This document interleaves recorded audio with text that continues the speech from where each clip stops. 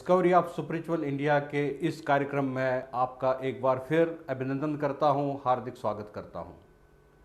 ये कार्यक्रम हम त्र्यंबकेश्वर के महान धरती से करने जा रहे हैं। त्र्यंबकेश्वर, जैसे आप सबको मालूम है, 12 ज्योतिर्लिंगों में से एक ज्योतिर्लिंग की स्थापना त्र्यंबकेश्वर में है।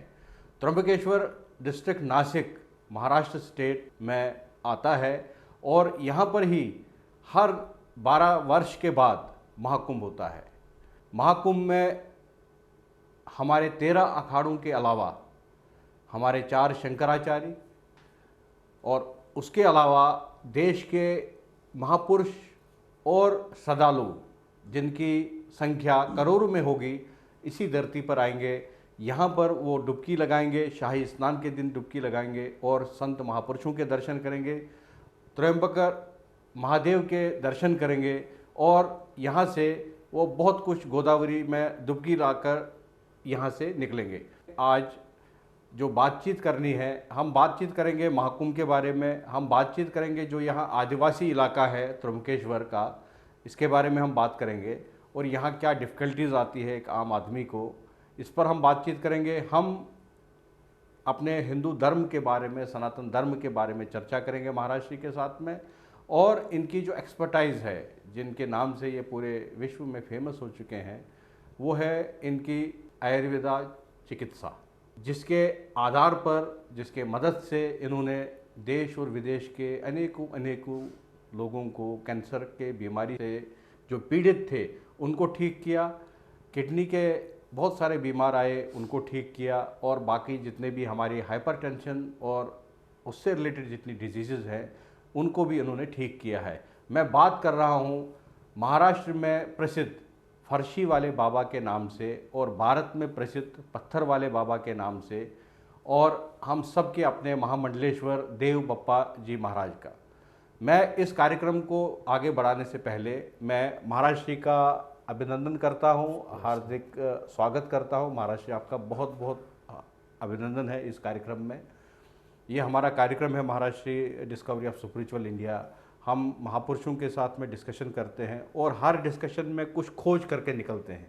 ऐसी खोज करके निकलते हैं कि जो पहली बार ही हमारे दर्शकों को पता चलता है और हमारे महापुरुषों को भी पता चलता है कि हाँ, ऐसा भी है, ऐसा भी होता है हमारे भारत में। महाराष्ट्र, भारत महान देश है, विश्व गुरु रहा था है और आज भी किसी हद तक कह सकते हैं कि विश्व गुरु है। हाँ, ये मैं मानता हूँ महाराष्ट्र कि हम जो भौतिक शक्तियों के आधार पर, हमारा देश जो है वो विश्व का सुपर पावर नहीं है, गुरु नहीं है, लेकिन हम आध्यात्मिकता के आधार पर इस देश को विश्व गुरु की उपाधि मिली थी। लेकिन आज महाराष्ट्र, आप देखेंगे कि जो माहौल है भारत में और जो बाहर इसकी इम्प्रेशन है भारत का बाहर पड़ा है, वो बहुत हद तक अब डाइल्यूट हो चुका है, इतना नहीं है जो पहले था। तो मैं सबसे पहले आपसे यही जानना चाहूँगा कि क्या थी हमारी सनातन पद्धति, क्या था हमारा भारत, किस तरीके का भारत था, क्या यहाँ विचारधारा थी जिसके आधार पर इसको विश्व गुरु मानते थे, और आज बदलाव क्यों आया? कल थे, आज भी है। क्यों है? देखिए, विश्व में, हिंदू धर्म की बात नहीं कर रहे हैं, सब विश्व के यहाँ पे गंगा पैदा होती है। सब विश्व में गंगा है। नदियाँ तो हर देश में होती है, भारत के देश में नदियाँ ने गंगा क्यों माना जाती है? कि भारत के तट पर, जैसे ऋषि का मतलब आप मेरे को पत्थर वाले बाबा ही कहलाते, लेकिन भारतवर्ष ये विश्व का गुरु आप एक समाज के द्वारा, ये विकास के द्वारा नहीं बता सकते, लेकिन यहाँ पे गंगा पैदा होती है। तो आप मेरे को पूछेंगे कि विश्व में गंगा है, विश्व में भी नदी है, भारत के देश में गंगा का मतलब क्या होता है? पहले ये सोचना चाहिए कि कोई भी चीज़ का एक यहाँ पे गंगे में इतना पवित्र क्यों माना जाती है। तो हमारे देश में हजारों वर्ष जो ऋषि मुनि ने जो पेड़ के ऊपर तपश्चर्या की, साधना किया है, रियल उसको एनर्जी प्राप्त होती है। जैसे हमारे भारतवर्ष में वर्धात पीपल वृक्ष, तो ये वृक्ष गंगा के तट पे होते हैं, नदिया के तट पे होते हैं, और ये गंगा वहाँ पे जितना कार्बन है वो स्टोरेज करती है। इसलिए विश्व भी ऑक्सीजन देना है, समझ लो। ये विकास तो आज है, कल ऐसा नाश भी हो सकता है। जापान एक दिन विकास होता है, एक दिन नाश भी हो सकता है, लेकिन विश्व गुरु है और रहेगा। क्या हम आयुर्वेद है, आयुर्वेद भारतवर्ष में गंगा है, तो गंगा यहाँ पे पवित्र क्यों होती जाती है? तो यहाँ पे हर ऋषि ने जो तपश्चर्या किया है, जैसे वरदात वृक्ष है, पिपल वृक्ष है, सादड़ा वृक्ष है, अर्जुन वृक्ष है, 12 वृक्ष के हर गंगा के तट पे वसाहत होती है। इसलिए भारतवर्ष में कार्बन स्टोरेज करने के लिए सब गंगा, इसलिए विश्व का गुरु प्राण देने वाला है और रहेगा, ऐसी ये भूमि है। महाराज जी, तब भी हमारी छवि में कुछ फर्क तो पड़ा है महाराज जी। आपने हमारे जो राष्ट्रीय नदियों की आप बात कर रहे हैं, जैसे उसमें गोदावरी भी है जी, उसमें यमुना भी है, गंगा भी है, कृष्णा भी है, कावेरी भी है और नर्मदा भी है जी। तो ये हमारे 7 सप्त नदियां हैं भारत की, और ये नेशनल रिवर्स भी है, और इनमें कुछ न कुछ परमात्मा ने बाकी पानी से कुछ अलग रखा है। जैसे गंगा का पानी अगर हम स्टोरेज करते हैं तो 1000 साल तक पानी खराब नहीं होता है। उसी पानी को अगर हमने कहीं फिल्टर से ले लिया, किसी हैंडपंप से भर दिया, तो वो 2-4 महीने में पानी खराब हो जाता है। मेरा कहने का मतलब आप खोज करने के लिए है। जैसे गंगा में, जैसे अभी देखिए नासिक में सिंहस्थ कुंभा लगता है, और उज्जैन और नासिक में सिंहस्थ कुंभ लगता है, और इलाहाबाद और हरिद्वार कुंभ मेला लगता है। देखिए हर चीज का जो रिसर्च करना है। अभी मेरा पत्थर वाली बात तो बहादुर रहेंगे, पर पहले यहाँ पे गंगा विश्व का गुरु बोला, तो विश्व का गुरु है का विश्व में ऑक्सीजन देने वाला मेरा भारत देश है। का कार्बन स्टोरेज वाली करने वाली शक्ति विश्व में सिर्फ भारत में है। क्यों? यहाँ पे जो ऋषि में एक्टिविटी पावर प्राप्त किया है, जिनको कार्बन स्टोरेज करने की, जिसको कार्बन बोलते हैं, उसको हम आयरन बोलते हैं, वो कंट्रोल करने की ताकत सिर्फ वही वृक्ष इधर है। आप जानते हो कि जब भी ब्रिटिश सरकार अपने देश में आया तो उन्होंने पहले धर्म रक्षण करने के लिए, जो कार्बन स्टोरेज अपनी शक्ति बढ़ाने के लिए, हर कचहरी में, हर कोर्ट में, हर स्कूल में, चाहे वर्धत हो, चाहे निमड़ा हो, चाहे पायरा हो, चाहे कतिया हो, चाहे अर्जुन हो, ऐसे पेड़ पौधे लगाए। आप बोलते हम विश्वगुरु, हमारे विकास हो गए, ये हो गए, कुछ नहीं। वो पेड़ आप काटने लगे, धीरे धीरे विश्वगुरु आप जो सोच रहे वो नाश करेंगे। अभी देखिए हर नर्मदा तट में कि उनका पानी जब तक वहाँ पे है तो वहाँ पे वो सब पेड़ पौधा की वो क्षार है, और जब भी तुम बाहर निकाल के वो क्षार निकाल देते, फिल्टर कर देते हैं, तो क्षार निकलने में उसका लाइफ खत्म हो जाता है। जैसे इंसान, जैसे हमारे जीवन है, हमारे खेती में हर दिन केमिकल डाल के खेती का लाइफ खत्म हो जाते हैं। देखिए हमारे देश में एलोपैथिक शास्त्र जब भी नहीं था तो हमारे देश में कैंसर नहीं था, तो हमारे देश में सिकल सिया जैसी पैदाश नहीं होती, हमारे देश में ये ऐसे केमिकल दवाई नहीं खाते थे, तभी हमारे देश में कोई औरत की बच्चेदानी खराब नहीं होती थी, कभी आंचल में कैंसर नहीं होता था। ये जो है, जो ओरिजिनल कार्बन की चीज़ है, ओरिजिनल जो तीर्थ है, ये चीज़ निकाल के हम गलत चीज का इस्तेमाल करना, और ये आज समाज के लिए, पाप हरण के लिए जो साधु अवतीर्ण होते हैं, संत ऋषि, यानी रिसर्च नॉट लेक्चर, प्रवचन कथा कीर्तन करना ये ऋषि का काम नहीं। आप लोग पाप का ये पुण्य हो, अच्छा चीज को पुण्य कहलाते, बुरी चीज को पाप कहलाते। इंसान ने, इंसान की सेवा करना इंसान का फर्ज होता है। जैसे आप लोग कई बहुत पढ़ाई किया तो वो लोगों को नहीं, मेरे को तनख्वाह ज़्यादा थी, अरे तो पढ़ाई क्या है, एजुकेटेड हो गए तो गरीब को सेवा करो। ये देश में गरीब की सेवा कोई करते नहीं, गरीब गरीब ही रहता है, और गरीब है पाप का प्रायश्चित्त होता है। ऐसे मैं महामंडलेश्वर क्यों बने, मैं पत्थर वाले बाबा क्यों बने, कि इसकी जो ज्ञान है, जो पत्थर वाले बाबा मेरा नाम क्यों है, तो पत्थर ये मेरा गुरु की पादुका है। और हमारे ईड़ा और पिंगला, हम पत्थर ब्रह्मांड में रखते हैं, कुंडली पे रखते हैं, और ईड़ा और पिंगला की हम जागृत अवस्था में चिकित्सा करते हैं। चिकित्सा में उसका पल्स, और हमारे अभी मैं 70 से अभी तक कर रहे हैं, तो हम प्रैक्टिकल देख के भी बताते हैं। लेकिन वो हमारा गुरु प्रसाद है, वो जब हम माथे में रखते हैं, ईड़ा पिंगला को स्पर्श करके इनको क्या बीमारी है ये हम आपको पूछेंगे, बाबा आपकी किडनी फेल है कि आपको डायबिटीज़ है, आप हाँ बोलेंगे तो हम हमारी जड़ी बूटी देंगे। जड़ी बूटी, हम जो जड़ी बूटी आपको देते हैं, जिसको हम धन्वंतरी बोलते हैं, तुम आयुर्वेद बोलते हैं, हम जैसे समझ ले अपने शरीर में प्लाज्मा, जैसे मैंने अभी आपको बोला का ब्रेन में जो पत्तल स्राव है, ये स्राव डेवलप करने के लिए ऋषि कुंडली जागृत करते हैं। आज कुंडली जागृत करना बंद हो गए, बस स्टेज पे बसना, बैठना और लेक्चर करना, ये काम चालू हो गए। लेकिन जो कुंडली जागृत करते हैं उसके हाथ में जब ताकत हो तो अपने घी ब्रह्मरस माना जाता है हिंदू धर्म में, घी लगा कर ब्रह्मांड पर सेक दिया तो अपने ब्रेन का जो डोपामाइन, जिसको विज्ञान में डोपामाइन कहलाता, वो भी स्राव डेवलप हो जाता है। और डोपामाइंस आज जो तो आप लोगों को हाइपरटेंशन, हाई बीपी ये होता है, माइग्रेन, ये डोपामाइंस भी कहे। मैं आपको बताता, आप हिंदी चैनल वाले मेरे को कभी ना कभी ये डोपामाइंस में हिंदी में क्या बोला जाता है, मैं इंग्लिश में तो बता दिया कि हमारे शास्त्र में उसका क्या है। तो अपना खुद का शास्त्र तुम भूल गए ले। तो भारत ये विश्व कोई ना कोई चीज से, चाहे तुम पैसा नहीं है ये बात छोड़ो, क्या पैसा नहीं है, धन नहीं, संपत्ति नहीं, लेकिन विश्व में ऑक्सीजन देने के लिए हम विश्व गुरु है, आज है, कल रहेंगे और परसों भी है। जब भी भारत देश की संस्कृति जब भी ले जाएगा तो विश्व में जीने के लिए नुकसान हो जाएगा। ध्यान देकर सुनिए। तो महाराज जी, विश्व गुरु के लिए आपने जैसे कहा कि जो हमारी नदियां हैं, नदियाँ एक वो हमारा एक पिलर तो नदियां हैं, नदी है, दूसरा आपने कहा आयुर्वेदा है। नहीं, नदिया के तट में जो ऋषि मुनि के वृक्ष है वो वृक्ष संभाल करना है। तुम रास्ते में चलते तो वृक्ष, देखिए मैं आपको बताना चाहते, आपके चैनल से माध्यम से बताना चाहते, जड़ी बूटी, जड़ी बूटी नहीं, हमारे ऋषि ने, जैसे वरदात है, आपने कथा सुनाओगे, वरदात ऋषि में 1000 ऋषि ने तपश्चर्या किया है। तो ऐसे ऋषि तपश्चर्या कर उसकी एक्टिविटी पावर पैदा होती है। अपने घर में लाइट बिजली चले गए तो हम क्या लगाते हैं, इन्वर्टर लगाते हैं। ऋषि इन्वर्टर होते हैं, साधना करके उसकी एक्टिविटी पावर तैयार करते, प्रतिकार शक्ति प्राप्त करते, वही पेड़ में प्राप्त हो जाता है। ऐसे पेड़ है जैसे वरदात, वरदात पेड़ जो नदी के पास में हो, नदी के, जैसे आज लोग क्या करते हैं, वरदात पेड़ काटते हैं। देखिए आज तुम्हारे जहां पे ब्रिटिश सरकार, विदेशी इंग्रज सरकार था, तो हमारे देश में कार्बन स्टोरेज करने के लिए अच्छा ऋषि का पेड़ लगाते थे। अभी हमारा आजाद देश हो गए, हमारे वृक्ष तोड़ दिए और लगाया यू बाबुल, सी बाबुल, नीलगिरी, पछारी। अरे कहां से पेड़ लेके आया। जैसे हम आपको बताना चाहते हैं, एक आम का पेड़ होता है, विश्वगुरु, नदियां स्वच्छ रहेगी, साफ सुथरी रहेगी, समाज निरोगी बनेगा, धर्म का रक्षण हो जाएगा। हम लेक्चर देने से कोई धर्म का स्वीकार नहीं कर सकते। हमारी जो कृति है, हमारा जो आदर्श है, समाज को अच्छा लगे तो समाज ग्रहण कर सकते हैं। मैं आपको एक चैनल के माध्यम से बताना चाहता हूं कि जैसे हम एक आम का पेड़ है, आम के पेड़ के ऊपर एक परजीवी जड़ी बूटी प्राप्त होती है, वनस्पति, उसको हम बांडगुल बोला जाता है।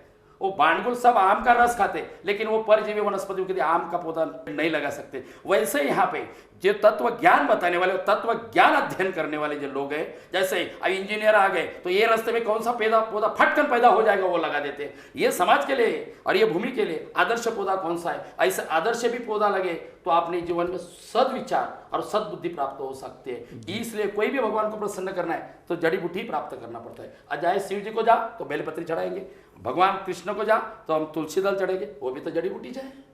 तो मतलब नदियां तो एक हुई, नदियों के किनारे पर जो पेड़ पौधे हैं उनको हमें बचाना है, रक्षण करना है, ये साधु का धर्म है। ये 2 पॉइंट हो गए महाराज जी। और तीसरा क्या है विश्वगुरु बनने के लिए? ये 2 बन गए तो सबको हम ऑक्सीजन दे गए। जब बाकी छोड़ो, आज राजा है कल भिखारी हो सकता है। हरिश्चंद्र राजा था, कल दिन इनके अंदर काम किया, पर हमारे देश में जब ऑक्सीजन पावर बढ़ गई तो और हमारा लाइफ, अभी तो पहला लोग 60-70 साल जी रहे थे, अभी थोड़ा काम कम हो गए, आराम जिंदगी जी रहे हैं, तो थोड़ी लाइफ बढ़ गए। पर वो लाइफ क्या है, गोली खा के सेमी कोमा जैसा रहना है, चलने को नहीं आती, पहाड़ चढ़ने को नहीं आती। इसलिए अपने शरीर की एक्टिविटी पावर होने का, इसी का एक्टिविटी पावर बढ़ने का, प्रतिकार शक्ति बढ़ने के लिए उन्होंने अपने जीवन में नियमों का पालन करना, अपना कुल देवते का पालन करना, अपना धर्म का आचरण करना और कुंभ में जाके शाही स्नान करना। कुंभ क्यों भरा जाता है? देखिए कुंभ भी यही शास्त्र है, कुंभ ये रिसर्च शास्त्र है। देखिए उत्तर भारत में कुंभ भरता है, दक्षिण भारत में कभी कुंभ भरता है? क्यों नहीं भरता है? क्यों नहीं भरता है? उत्तर भारत में कुंभ क्यों भरता है? तो पूर्वी दिशा में, उत्तर दिशा ही पवित्र दिशा माना जाते हैं। विश्व में 2 खंड होते हैं, उत्तर भारत और दक्षिण भारत। विश्व में कोई भी, अमेरिका बोलो, दक्षिण अमेरिका, उत्तर अमेरिका। उत्तर देश में जहाँ यहाँ से आरंभ हो जाता है, उत्तराखंड में यहाँ से, तो यहाँ पे जो गंगा है, जैसे हम पहले बताए हमारे नासिक में सिंहस्थ कुंभ मेला भरता है। जैसे ये हो गया कुंभ का घाट वगैरह वगैरह कथाओं के आरंभ है, लेकिन मेन रिसर्च पॉइंट क्या है, अध्ययन पॉइंट क्या है? देखिए सिंह राशि में सूर्य, चंद्र और गुरु एक इकट्ठा होता है। सूर्य की जो क्षय किरण में पावरफुल ताकत है, जो किरण जहाँ पे जो पल में पृथ्वी पर आती है, तो जहाँ पे जैसा राम कुंड है, ये राम कुंड के बीच में सब जड़ी बूटी का पहाड़ था। जैसा हरिद्वार है, जैसा उज्जैन है, सिप्रा नदी का तट, सब वहाँ पे वरदात वृक्ष थे। वहाँ पे वो उनकी जो प्रतिकार शक्ति थी किरण की, क्या बीच में गुरुत्वाकर्षण चंद्र भी लेता है, गुरु भी लेता है, लेकिन उनकी शक्ति आने के लिए ये ग्रह एक ही राशि में आते हैं और इनका सब प्रभाव वही रामकुंड में पड़ने के बाद, गिरने के बाद, पहले वो चक्रवर्ती तीर्थ में कुंभ भरता था। वो 1707 में थोड़ा झगड़ा हो गया वैष्णव में और यहाँ पे कुंभ बंद हो गया था, निजामुद्दीन की ताकत आ गई तो नाना साहेब पेशवे ने ये कुंभ का 2 अलग अलग भाग करवा दिया। झगड़ा मत करो, सन्यासी इधर आ जाओ, वैष्णव रामकुंड में पंचवटी में चले जाओ। उससे बाद उनका झगड़ा हो गया, डल हौशी का राज आ गया, उन्होंने बंटवारा करके जमीन भी दे दिया, कई साधु ने जमीन बेच के खा ले लिया। धर्म का जैसे साधु अपनी प्रॉपर्टी बेच के खाते हैं वैसा देश के पड़े हुए लोग अपनी परमा जी शक्ति है साधु की ये बेच के खाते हैं। इसकी वजह से अपनी हानि हो जाएगी। हमारी भी एक चिंता है, हमारे समाज के जो महापुरुष है, संत महात्मा है, उनकी भी एक चिंता है और आम आदमी की भी चिंता है। जिन नदियों के बारे में हम चर्चा कर रहे हैं वो नदियां तो अब प्रदूषित हो चुकी है महाराष्ट्र में। गंगा का पानी आप देखिए कितना प्रदूषित हो चुका है, अब वो गंगा गंगा नहीं रही, नहीं रह गई। यहाँ पर हम अभी त्र्यंबकेश्वर में कल आए और यहाँ पर भी हमने माँ गोदावरी को देखा तो माँ गोदावरी तो कहीं दिखी नहीं महाराष्ट्र की।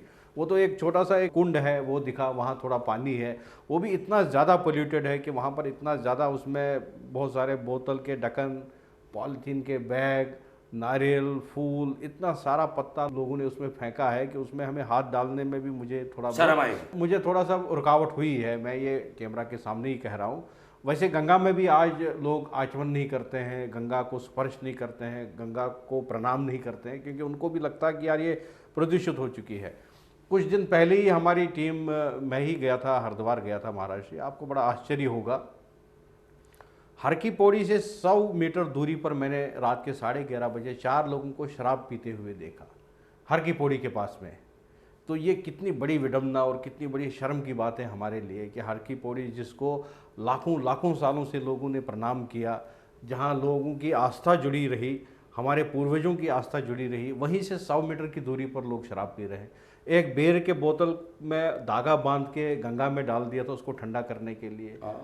वैसे आप देखिए ऋषिकेश में भी राफ्टिंग होती है, रिवर राफ्टिंग होती है। तो ये जो हमारे धर्म स्थल है अब ये पर्यटन स्थलों में आहिस्ता आहिस्ता गवर्नमेंट इनको कन्वर्ट कर रही है। तो क्या आपके विचार क्या है महाराष्ट्र, क्या क्यों ये ऐसा हो रहा है विचार है और हमें इसका समाधान क्या है महाराष्ट्र? अब या इनके लिए सब लोगों ने एक इकट्ठा होने की जरूरत है। और दूसरी मेन बात बताते हैं हम, आप त्र्यंबकेश कोई लेक्चर देने से कोई इसके अंदर सुधारना नहीं होगी। आपको यहाँ पे त्र्यंबकेश्वर कहलाते हैं। त्र्यंबकेश्वर क्यों कहलाते हैं इसकी पहले हिस्ट्री सुनो। यहाँ पे 3 संस्कृति है, आर्य, द्रविड़ और पालमी। गंगा के बारे में बता रहे हैं, फिर प्रैक्टिकल आपको देखना है कि जहाँ पे मैं गंगा देखा वहां पे बोतल है, पर ऐसी गंगा पवित्र रखो कि वहां पे बोतल भी नहीं रहे, शराबी भी नहीं जाएंगे।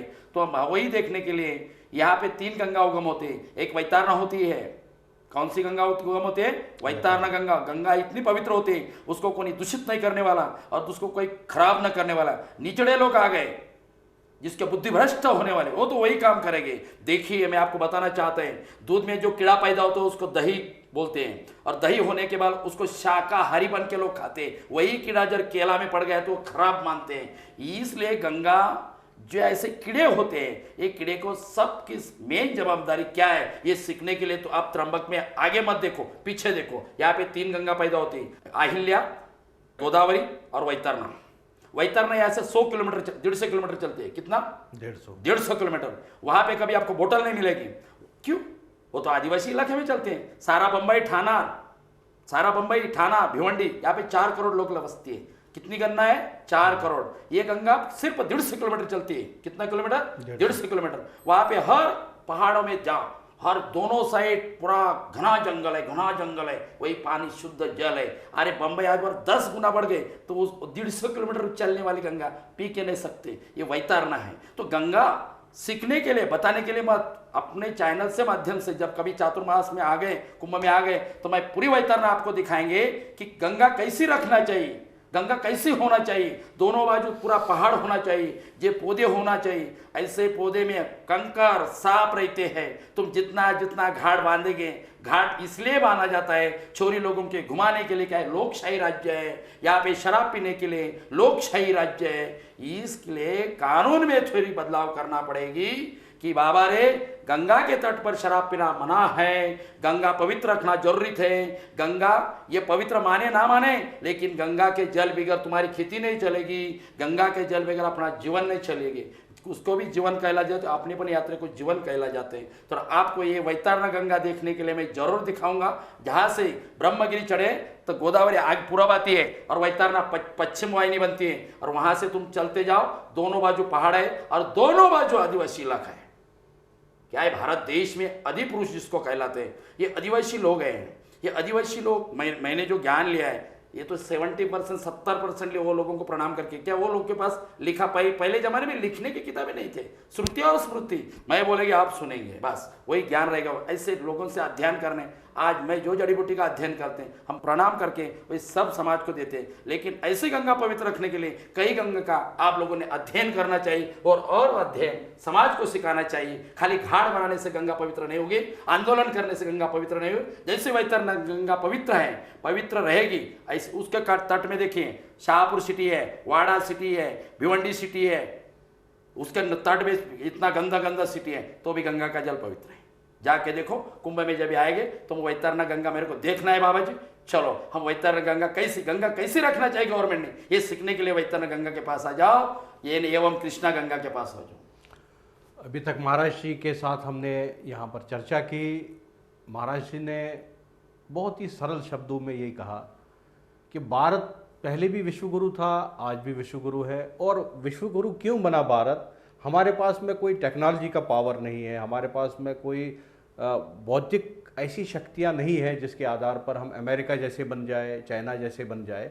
लेकिन हमारे पास जो संपत्ति परमात्मा ने दी थी वो थी हमारी नदियाँ, जैसे गंगा है, यमुना है, गोदावरी है, और ऐसी नदियाँ हमारी बहुत बड़ी संपत्ति है। जो उसके तट पर जितने भी पीपल के पेड़ और बाकी जो हमारे इम्पोर्टेंट प्लांटेशन का जो स्कीम लगाया गया था वो इसलिए लगाया गया था ताकि इकोलॉजिकल बैलेंस मेंटेन हो और हमारे को शुद्ध ऑक्सीजन मिलता रहे और वो कार्बन डाइऑक्साइड की अधिक से अधिक मात्रा वो कंज्यूम कर सके। तो ये परमात्मा की देन है भारत के लिए। परमात्मा की देन हमारे लिए है हमारे वेद शास्त्र, हमारे वेदांता, और हमारे परमात्मा की देन है महापुरुष जो इस समाज को एक नई दिशा देते हैं, सत्संग में लोगों को अपने साथ में जोड़ते हैं और वो अच्छा काम करते हैं। महाराज जी, यहाँ तक तो हमने चर्चा की। अब ये इसी धरती पर जहाँ हम अभी बैठे हैं महाराज जी, यहाँ पर महाकुंभ होगा, तो आप महाकुंभ के लिए क्या यहाँ पर किस तरीके की व्यवस्था होगी? यहाँ पर जैसे आप वैष्णव अखाड़ा से हैं और हमने जो सुना अभी तक कि यहाँ सिर्फ सन्यासी अखाड़े ही रह सकते हैं, बाकी 3 अखाड़े जो वैष्णव के वो रहेंगे वो नासिक में रहेंगे और 10 अखाड़े जो है वो यहाँ रहेंगे। किस तरीके का अरेंजमेंट होगा? कैसे यहाँ पर आप महाकुंभ देखेंगे? आप लोकल है, यहाँ के रहने वाले हैं, तो कैसे देखिए यहाँ पे महाकुंभ होता है, पूरा भारत के विश्व में सब समाज आता है। तो हम दोनों के लिए, वैष्णव के लोग भी इधर रुकेंगे, सन्यासी भी यहाँ पे रुकते हैं। यहाँ पे रुकने के लिए हम सब सुविधा करते हैं और हमारा जितना परिवार है वो सब समाज की सेवा करते हैं। और हमारे सब तीनों अखाड़े ने चालू ये कुंभ में ऐसी एक सोच है, हम वैष्णव यहाँ करने का सोच रहे हैं। सबकी जब मीटिंग सब आयोग हो मिल गए तो हम 25 को एक दिन सब वैष्णव इधर आके मिलके, जो वहाँ नासिक में वो भी आ जाएंगे। वहाँ नासिक में तो हम तो वैष्णव नासिक में ही रहते हैं, सन्यासी इधर रहते हैं। क्या हमारे इधर कथा कीर्तन ये चलता है, भक्ति भजन चलता है। यहाँ पे कथा कीर्तन कम चलता है, बस खाने पीने का और एक दिन जाने का, डुबकी लगाने का। हमारे वैष्णव में भजन, रोटी खिलाना, पंगत लगाना, भक्ति करना, संसारी लोगों को ज्ञान देना। यहाँ पे ऐसा, यहाँ पे खाली ये लोग कुंभ में 1 महीने के लिए नहीं, 2 दिन के लिए नहाने के लिए 7 संत जमा होते हैं। हमारे वैष्णव में पूरा 1 महीना का कुंभ लगता है, तो वहाँ पे भी हम रहेंगे। लेकिन 25 तारीख ये थोड़ी अलग तारीख है, इसलिए यहाँ पे स्थानिक, पहले महाराष्ट्र के मैं महामंडलेश्वर बना हूँ वैष्णव का वारकरी संप्रदाय के द्वारा। तो ज्ञानेश्वर महाराज के मूल गुरु यहाँ पे हैं, गुरु सिद्धपीठ है। तो ये प्रशासन को बताकर कि हम यहाँ पे हैं और हमको हमारा टाइमिंग है 8:20 में, हमारा एक टाइमिंग है 10 मिनट का पहले से ही, तो वो टाइमिंग हम एडजस्ट करके 25 का एक शाही स्नान करने की सोच है। और जरूर आप लोगों का सहयोग मिला तो हम यहाँ पे जरूर शाही स्नान 25 का एक करने वाले। तो 20 मिनट में कितने लोग नहाएंगे महाराज जी? तो हर जगह पे उतना ही टाइमिंग मिलता है। एक वहाँ तो नदियाँ बहुत लंबी है, जैसे गंगा है, यहाँ पे वो बहुत अच्छा संगम का घाट है, वो बड़े बड़े घाट है, तो उधर इतनी जगह नहाने के लिए मिलती है। यहाँ से 4 ही बाजू में लोग जाते, बहुत अच्छा है यहाँ पे। जैसे हम यहाँ पे गए, इलाहाबाद में गए तो इतना बोरी लगा के डुबकी लगाना है मुश्किल होता है क्या? यहाँ पे ऐसा नहीं, 4 ही बाजू में एक दफे में मिनिमम 5-6 जार लगा के डुबकी। हरिद्वार अभी तो उज्जैन में भी आओ, बहुत अच्छा होगा। यहाँ पे भी चारी बाजू में चौके, बारिश का दिन होता है, श्रावण मेला होता है, ब्रह्मगिरी का यहाँ पे शाही स्नान बहुत अच्छा पवित्र होता है, जड़ी बूटी का सब आवर्षण होता है। जड़ी बूटी का स्नान से तो ये यहाँ पे भारतवर्ष में गंगा पैदा हो गई जी। हाँ। तो महाराज जी, आपके वैष्णव अखाड़ों की तरफ से आपकी क्या डिमांड है? आप क्या एक्सपेक्ट करते हैं गवर्नमेंट ऑफ महाराष्ट्र से? हमारे महाराष्ट्र के प्रशासन। गवर्नमेंट हमारे जैसे साधु को, वारकरी को क्या करेंगे? हम खालसादारी हैं, ये दे देंगे बड़े बड़े लोगों के। हम तो मैं आपको ही बता रहे चैनल कर, मैं महाराज है, महामंडलेश्वर है, पर जंगल के लोगों में रहता है। जंगल के लोगों में रहने वाला जंगली होता है। ऐसा साधु समाज में, भारतवर्ष में भी है, तो हमको क्या देंगे? आप देख रहे, मैं अभी 1 मिनट में बताता हूँ, ये बराबर बताता हूँ कि हर अखाड़े में गवर्नमेंट सब देता है। मेरा खालसे का रास्ता भी नहीं हुआ अभी तक।